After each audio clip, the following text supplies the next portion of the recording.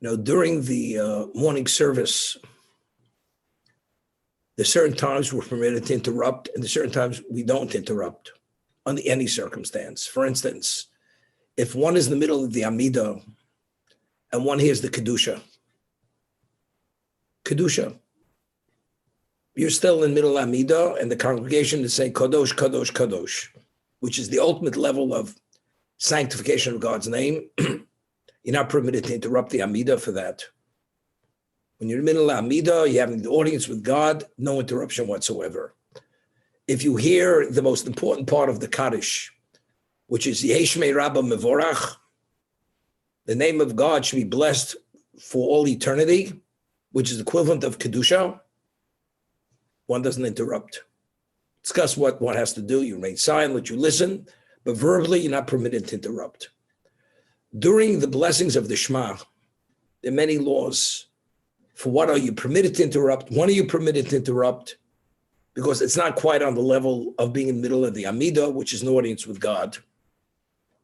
However, the blessing which are referred to as the blessings of the Shema, the closing blessing of Shema is Go'al Yisrael. Baruch Atah Hashem, blessed is God, the one who redeemed Israel. Go'al is past. In the Amidah, we say Go'el Yisrael. He presently redeems Israel.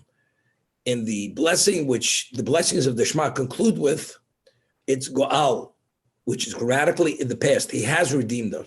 When did he redeem us? The paragraph prior to that blessing is he took us out of Egypt, the house of bondage. Whatever he did for us in the past, that's past redemption. And that's the blessing which follows, which precedes the Amidah. It's called the blessing of Geula. Geula means redemption. Now we're reading the portions of redemption. We were going from bondage to redemption. Go'al Yisrael, splitting of the sea, that was part of the redemption. We're being redeemed. So the Talmud tells us that before we begin the Amidah, and it's to be juxtaposed on Geula. You have to be juxtaposed Geula to the Amidah. And you're not permitted to interrupt between the blessing of Go'al Yisrael and the Amidah. They have to be juxtaposed to one another without any level of interruptions. The Amidah, being the audience before you enter with God, has to be predicated on Geula, on redemption. The Talmud tells us, we know that Kriya Shema, nobody argues. Declaring one's belief in God, God's dominion, that's a Torah obligation. A Jew has an obligation twice a day, once in the evening, once in the morning, to declare his belief in God. We said the Amidah is a question, whether you have an obligation to pray every day or not. According to Rambam, Maimonides, yes. According to Nachmanides, no, although it has value. But yet, if you do pray and you do say the Amidah, it's a whole different level of deportment than when you say the Shema. For instance, if a person, his genitals are covered, he has no other clothing, other enough a cloth to cover his genitals, and the time of Shema comes, he must say the Shema. He's declaring his belief in God. It's a Torah obligation. But yet, if one cannot clothe himself and his nakedness, he's uncovered, even though his genitals are covered, one is not permitted to say the Amidah. You're not permitted. So the Talmud says, why? What's the difference between the Shema? You are permitted, you're obligated. Although you're not dressed appropriately, you're more naked than clothed, as long as your genitals are covered. But the Amidah, under no circumstance. So the Talmud says, because the Amidah is Kilo Omed Lifnei Melech. The Amidah, the experience is you're standing before the king, you're having a personal audience. Coming before God, dressed inappropriately, even though it's not as a result of a disrespect, but if you're not attired as you should be attired in the presence of God, you're not permitted to pray because it's unacceptable. It's a different experience. However, the Shema, it's not an audience. It's purely a declaration of your beliefs. When we say the Shema, therefore, even if a person is not dressed appropriately, as long as his genitals are covered, he's obligated to fulfill his obligation of declaring his belief in God with the Shema twice a day, in the evening and in the morning. The Amida under no circumstance, because it's totally unacceptable, inappropriate to stand and have an audience with God unless you're attired properly or minimally. One's nakedness is obvious, unacceptable. Okay. Yet, before you enter into the audience, we have a blessing of Geula, blessing of redemption. We speak about how God has redeemed us in the past. We say, Ezras Avosenu, he was the salvation for our forefathers, took us out of Egypt, from the house of bondage, split the sea, destroyed Pharaoh, this and that. That's what we speak about as an introduction to the Amida. And the Talmud says, nobody argues, you have to juxtapose the Amida to the Geula, to the blessing of Geula, of redemption. The Amida has to be predicated on Geula. What is it all about? We say in the Ezras, Mitzrayim Galtonu, Umibeis Avodim B'disanu. God redeemed us from Egypt, and he freed us from the house of bondage. Two things. We were redeemed from Egypt. He took us out of Egypt. Mitzrayim Galtonu, Geula, redemption. Umibeis Avodim B'disanu. What is the difference between the house of bondage and from Egypt? What is the difference? So the way it's explained, there were two levels of redemption. There was a physical redemption and there was a spiritual redemption. What exactly was Egypt?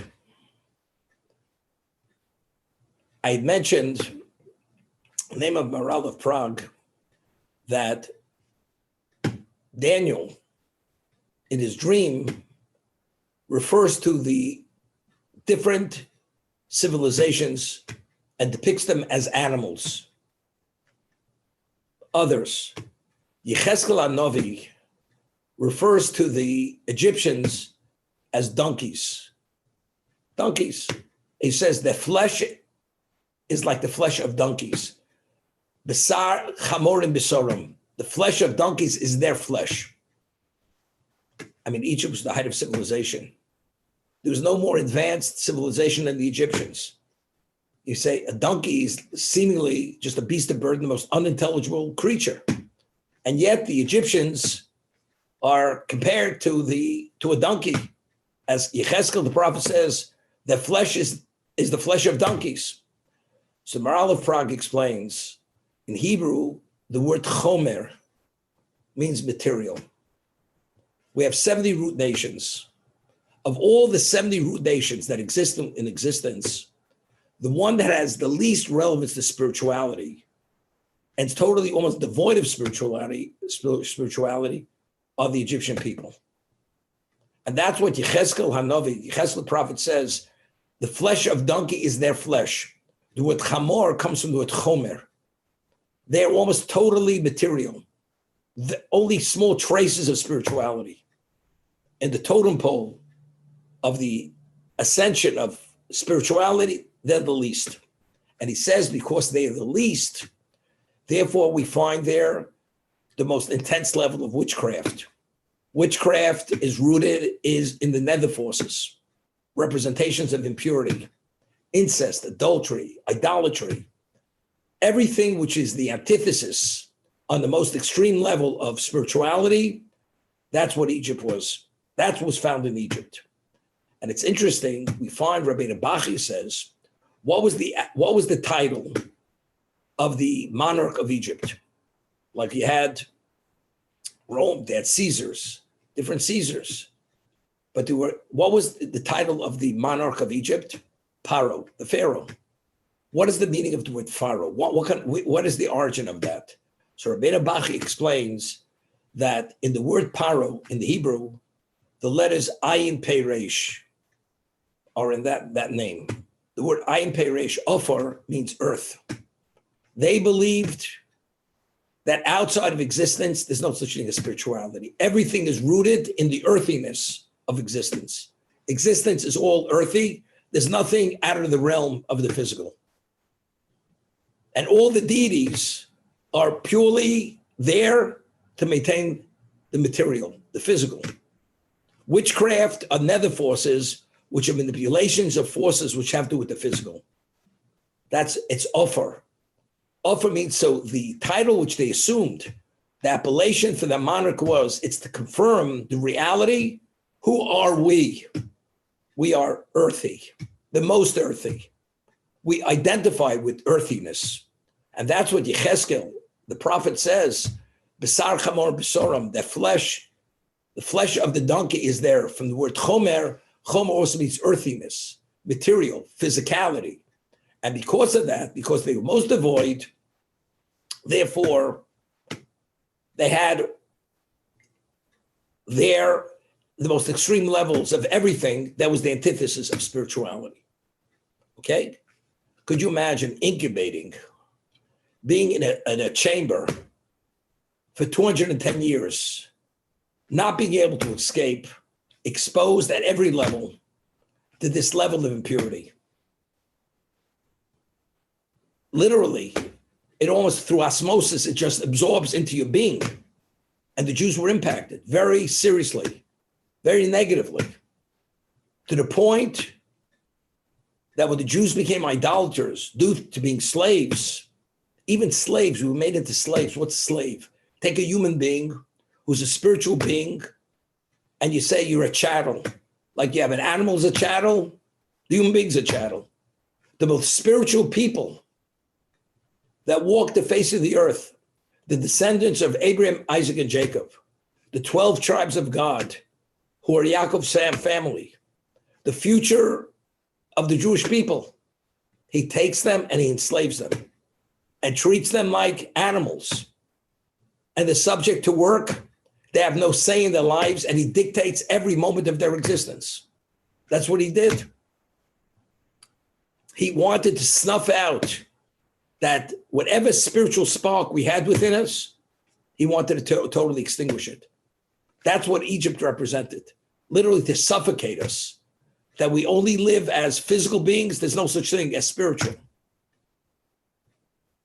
The only thing we were able to retain, as we mentioned, our name, the Jewish name, the tire, and the language. But outside of that, fully acculturated. Beliefs, idolaters, like the Egyptians. That was the intent. And the one who suggested and encouraged the final solution was who? Was Bilam. Bilam was the prophet of the nations. He personified evil. He was evil. And he understanding the power of the Jew, that the power of the Jew lives in his spirituality, that's where everything emanates from. He wanted to totally snuff that out and eradicate it, that there should be no trace of that in existence. So through the bondage, making us into chattels, treating us as physical beings, and our spirituality has no relevance in our lives, through that, ultimately, he'd be able to eradicate whatever spirituality is. And ultimately, what is it? Ofer. It's Paro, Pharaoh. So we speak about, in Hebrew, the word Mitzorim means straits. Mitzrayim, Egypt, but in Hebrew it's Mitzorim, like we say, Mina Meitze Korosiko. We call God from our straits.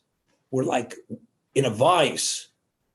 We're limited. We can't move. There's not even wiggle room. When we were in Egypt, because we were so overwhelmed and so infected with spiritual impurity, the Jews had no free choice. It's a level of a person who's addicted to a foreign substance and he has no control over his life. We had no control. We couldn't make decisions which had relevance to our spirituality whatsoever. We were so overwhelmed and saddled and infected with all this impurity, spiritual impurity. When God took us out of Egypt, two things happened. Physically, we were freed.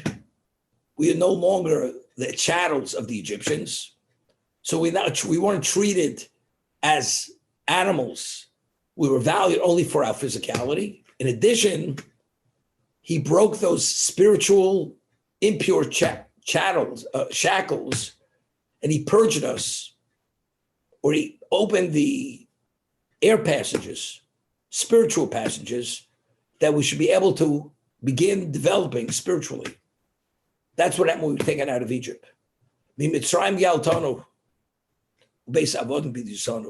From Egypt, we were redeemed. But from the house of bondage, we were also redeemed.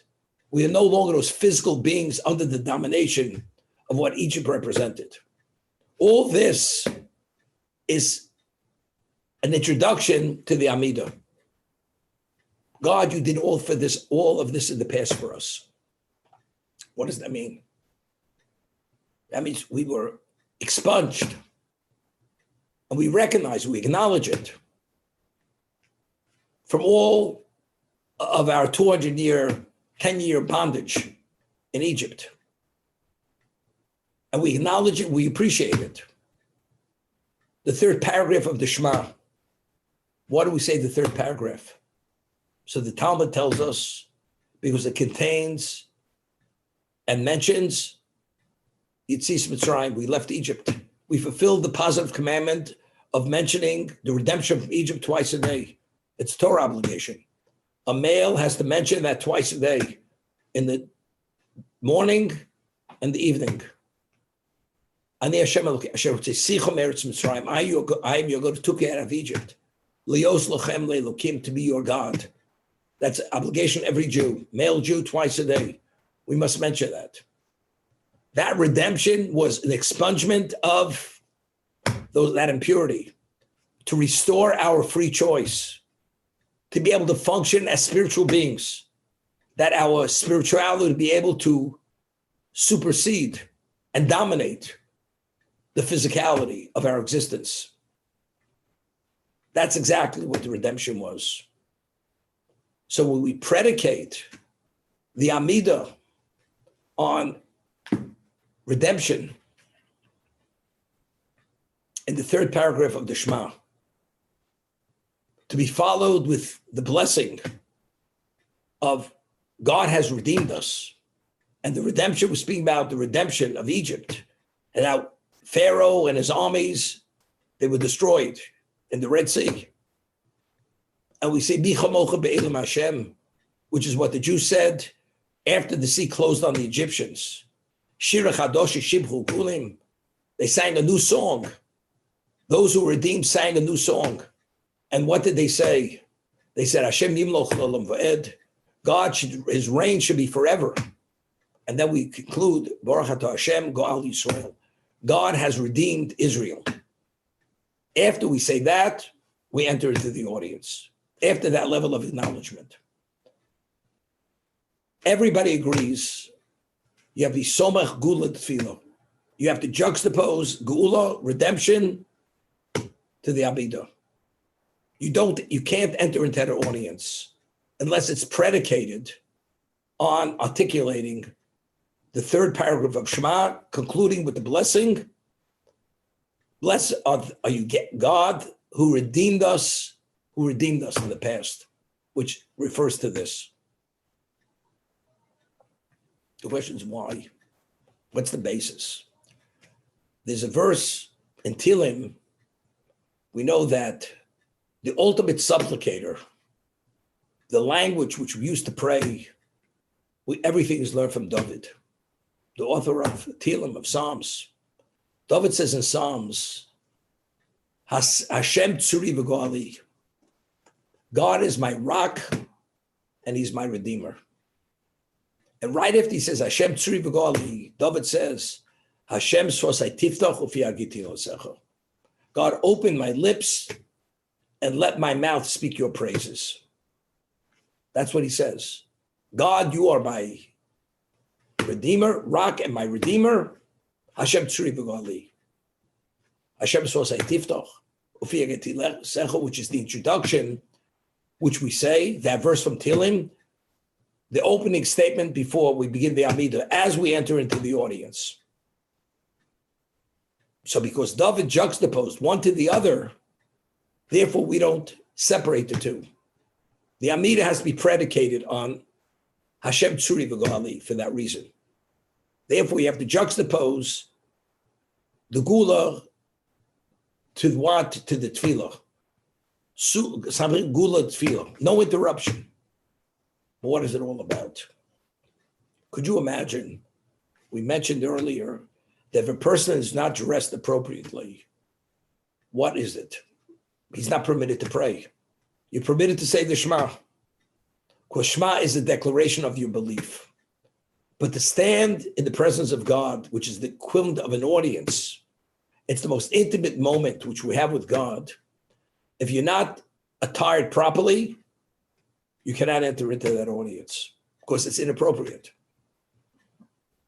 What about a person that is fully clothed, but his clothing reek from uncleanliness and the blotched and soiled? Could you enter to an audience with God, although you're fully clothed? It's inappropriate because you've state of being.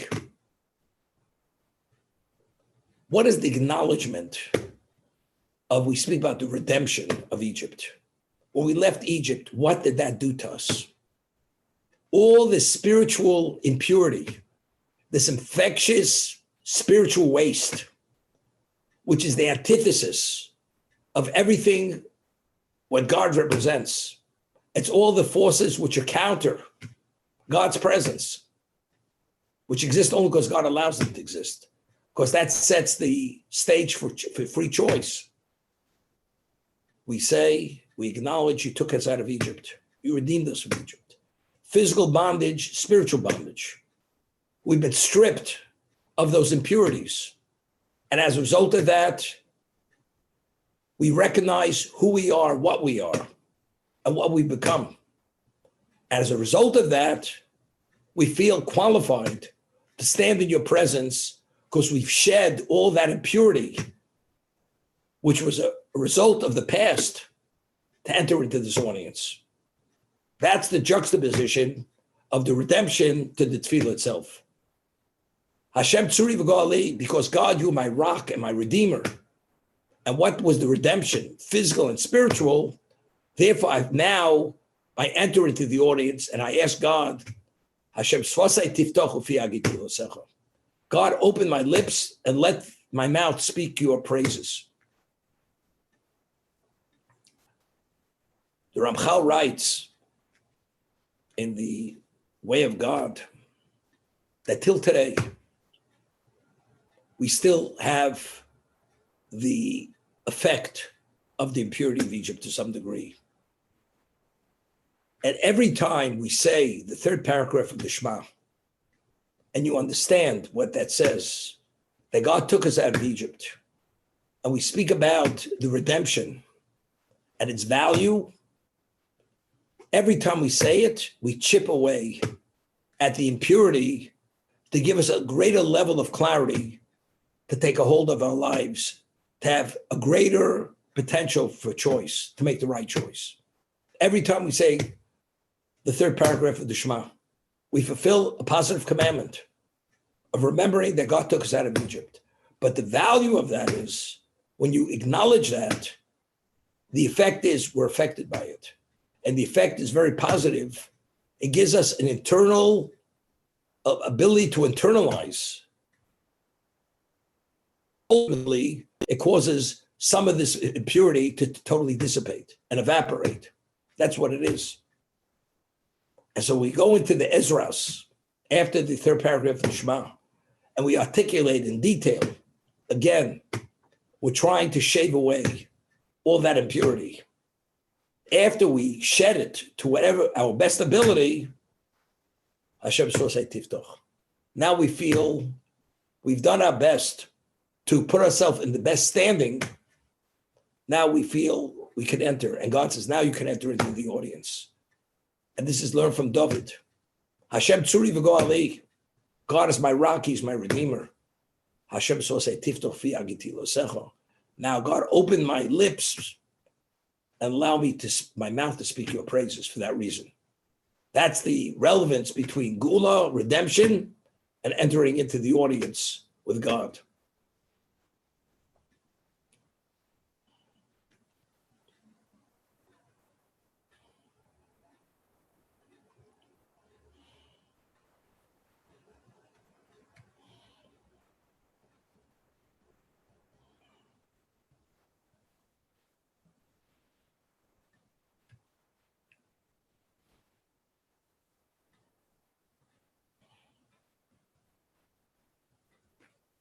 You know, a person who is involved very strongly in his life and invested heavily or seriously in spirituality, that person has a sense of spirituality. For instance, person prays 3 times properly, focused. You feel touched by that experience. It's not something you do, it's something you experience. And you experience and you're touched by the words, by the intention, and by the significance of what you've done. And you've accepted twice a day the yoke of heaven. You said the Shema at night, the Shema during the day. And you mention God redeeming us from Egypt, which is two positive commandments in addition. And in addition, you study Torah. All these involvements are involvements of spiritualization. That's what it is. You have a sense of its value. You feel empowered to a degree. When you enter into the Amidah, you have a sense you're speaking to God. Although not at the level you should, but we definitely have a sense. And therefore, our supplication is a different supplication. Person goes on vacation, the same person, and he studies a lot less than he would normally study. And he prays differently because of where he is. He doesn't pray with the same focus, the same intensity. When he comes back from vacation, only then does he realize where he's no longer where he was earlier. Because the moment you detach that from that greater level of involvement, it has its consequences. Somehow it wanes and you regress, you retreat back to the physical. See, our physicality is a constant. The chemistry of our bodies are a constant. That doesn't change. As long as we're alive, life is a constant. Spiritual, being able to intervene, there should be a spiritual intervention. You have to take do an overt act to allow that intervention to take place. And it has to be done qualitatively, consistently, coherently, with depth and breadth. And if you do all that, then the spirituality overtakes the physicality, it spiritualizes the physicality. The moment that process ceases, or it's no longer that same level as I gave you the example, one is constant. Our physical lives are constant. But what you need to overwhelm that is an overwhelming level of generating spirituality. And if you don't have it, automatically you regress. The spirituality takes so-called, as we say, the back seat. It's not no longer the primary force. Although intellectually, belief-wise, it is the primary force, but in terms of experience-wise, what you're experiencing, you're not experiencing it at the same level. 20 years ago, there's a yeshiva in Israel, it's called the Mir Yeshiva. And the head of the Mir Yeshiva, his name passed away maybe more than 40 years ago, close to 50 years. His name was Rav Chaim Shmulevitz. He was Yeshiva the Mir. And besides being a great Torah sage, he was a great intellectual in Jewish thought. And when he would speak about the Parsha, they would stream there from other yeshivas to listen to him speak in the Mir Yeshiva in Yerushalayim. But realize when he was alive, the number of students, of yeshiva students, were not like today. Today, there would be thousands streaming, literally thousands. Then maybe a few hundred maximally would come. And we know that even in the yeshiva world, you have what we call intercession. It's called between semesters. There's certain breaks. Let's say it's the summertime. Summertime, you have 3 weeks off. That's the break, vacation. In Hebrew, the between semesters is called Bein Hazmanim, between the times. Okay, take a break. So he would say to the students before they go on vacation, he says, it's called Bein Hazmanim. It's not called Bein HaChayim. Hebrew Chayim is life. The person said, you know something, I'm alive. I'm going to check out from 2 weeks from living. You check out for 2 weeks, you don't come back. A Jew, his lifeblood is his Torah mitzvahs, as servants of God. Of course, a human being needs a vacation. You have to relax. The other things, you have to do other things which are permitted. But let's say a person would go cold turkey during this time, not open a book, not pray as he should pray, and not study even on your own or even think about it. You cut that connection. It's not Bein Hazmanim, that's Bein HaChayim. You've taken a break from life. We say every night in the blessing of the Shema, before Shema, we say, Kehem Chayenu V'Orachimenu. These things are our life and the length of our days. And I will meditate, engage in them day and night.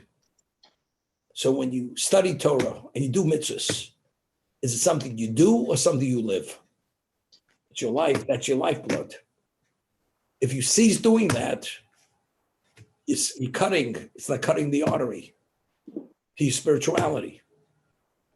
As a result of that, when you come back, it's not the same because you've actually departed.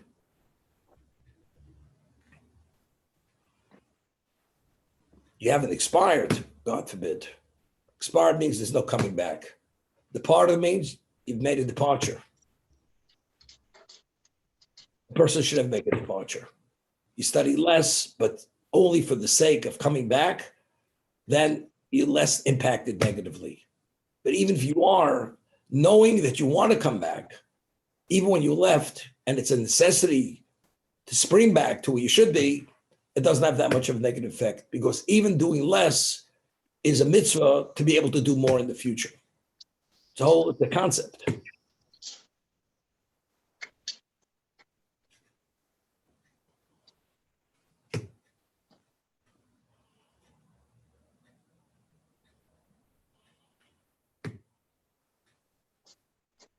So we say, Samchino Gula L'Tfilah. You have to juxtapose Gula L'Tfilah.